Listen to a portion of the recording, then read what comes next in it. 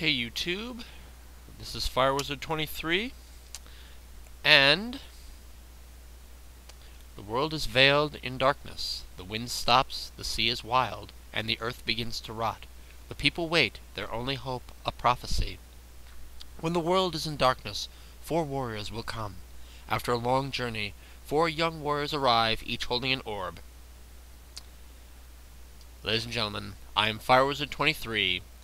Welcome to the Let's Play of Final Fantasy I for the Nintendo Entertainment System. I I honestly have no idea what I've gotten myself into trying to do a Let's Play of this game. This game, for those who know it, is one of the longest games on the Nintendo that was ever made. And my only hope is, by the end of this, I will remain sane. So, we're going to start a new game.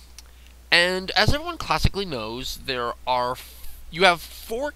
This is probably, I think, the only Final Fantasy game, with the exception of Final Fantasy XI, where basically you can create the party. You can create the characters who are going to make up the 4 Warriors of Light. From the 4 classes: Fighter, Thief, Black Belt, Red Mage, White Mage, and Black Mage.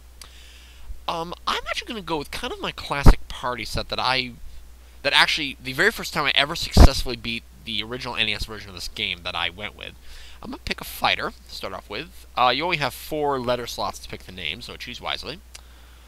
So, let's have our first character be Fire Wizard 23. Okay, it's my fighter. I'm going to choose a Red Mage, once I can get to it here, if it will let me. There we go, Red Mage. I'll have this be... I've got a couple names that I always usually like using. Let's have this be... No, this couldn't be a guy. Let's have it be... Timmy. Timmy! Okay. Let's pick a White Mage.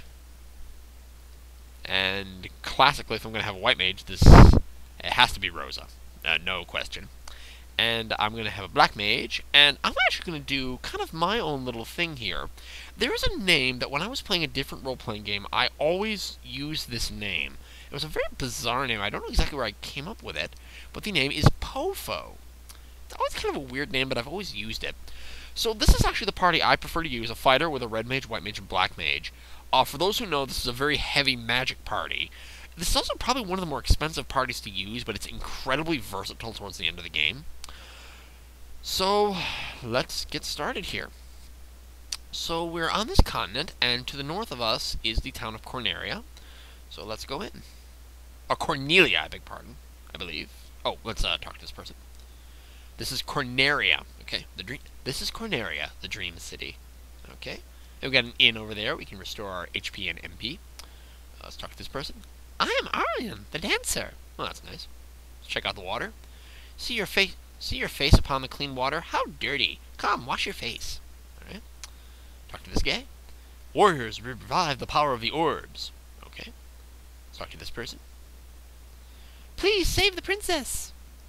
Okay. Let's keep talking to people here. The king is sure that someday the light warriors will come to save the princess, just as in Lucan's prophecy. Okay. It's actually kind of interesting, because normally during the game I actually never talk to these people, so I've never actually read these messages. Lucan left this town to join his colleagues at Crescent Lake. Okay. So apparently there's a princess to be saved, a classic RPG problem. The damsel in distress. Please save the princess! My home is Provoca, a beautiful port city far to the east of here. Okay, there's an item shop, clinic. You haven't actually talked about the shop. Here's a weapon and armor shop to the left here. And just above it are the White Magic, that little blue icon right here, and the Black Mage shop. The White Mage shop with this icon, and the Black Mage shop with that icon. They'll always be labeled that way. Let's go to the weapon shop, because right now, here is the status screen of our characters. Fire Wizard 23, Timmy, Rosa, and Pofo. We are all level 1. We have our various hit point status, and we see the magic abilities of Timmy, Rosa, and Pofo. Fire Wizard 23 obviously doesn't have any magic. So if I pull up the weapons screen, I see we have nothing. Nothing in the armor screen either. In the magic screen, you see Timmy doesn't have any magic, but has 2 magic charges. This game uses magical charges as opposed to MP, meaning I must have a charge of like level 1 to use a level 1 spell. Once all those charges are extinguished, I have to restore them using inns or houses. And we see that the other characters, Rosa and Pofo, don't have any magic either. So, there's also a status screen for each character. I'll just show the one for the fighter at this point. For Rosa 23, you can see his strength, agility, intelligence, vitality, luck, damage, hit percentage, absorb rate, and evade rate, and the number of points needed for level up. And up here are the 4 orbs, and we blackened right now, and we have 400 gold. So we're going to have to go buy some stuff. Let's go into the weapons shop. Welcome. What would you like? Buy some stuff. You know, I actually use kind of a conservative strategy at this point. I'm going to buy my fighter or rapier. So I give one to Fireworks 23. I'll buy another one for my red mage. I'll buy... Okay, it actually isn't here. I'll buy the iron for Rosa, and I'll buy a small dagger for Pofo. Okay, that's it. Now I have to remember to equip those, and I actually have a really funny story about that. You go into weapons, you hit A, equipped, and you can put this little E symbol by each one to equip it. Here's my funny story. When I first played this game, I think I was like 9. I did not know you had to equip an item. I assumed that when you purchased the item, it was already equipped for you. So it was ridiculous for me to even attempt to level in this game because I was not equipping items for my characters to have stronger attack. Kind of a funny little story. So I have my weapons equipped. Let's go over to the armor shop. And here's where my conservative strategy comes in. I'm going to buy chain armor for Fireworks 23. I'm going to buy chain armor for my red mage. I'm not going to buy any more armor, and here's the reason. You can buy cloth for the white and the black mages. The amount it would change the absorb rate and the evade rate, it really isn't worth it for the fact that they usually just get creamed at this point if they get hit by a really strong enemy. So I'm just going to ignore that for now. We're just going to leave them armorless at this point. And we will eventually get armor for them later, but just right now, buying a cloth armor really isn't going to change their defense that much. So equip those. I now have 205 gold left. I'm going to buy... the magic spells of level 1 are 100 points apiece. I'm going to go into the white magic shop, and I'm going to purchase for Rosa. Here is where a lot of gamers would disagree with this decision. I'm going to get Rosa the Harm, Fog, and Ruse spells. I am not going to give Rosa the Cure spell. I'm not going to give any of my mages a Cure spell. The reason is I don't feel that later in the game it actually heals enough hit points to make it meaningful to have that spell. So I'm going to give her Harm. I'm going to leave the shop. Go into this shop, and I will give Pofo the Fire spell. Lock is useful, but I mean, I think it just becomes kind of ridiculous later in the game, because your hit ability tends to become so good. Lock really isn't that important, so I'm going to buy her Fire. We now have 5 gold left, not enough to really buy anything more. So we have to go out and fight some monsters, so let's go. I think I probably have enough time for just one fight, I hope. Can I get some imps? Yeah, just start walking around the overworld. Eventually you'll run into random RPG battles. Let's go.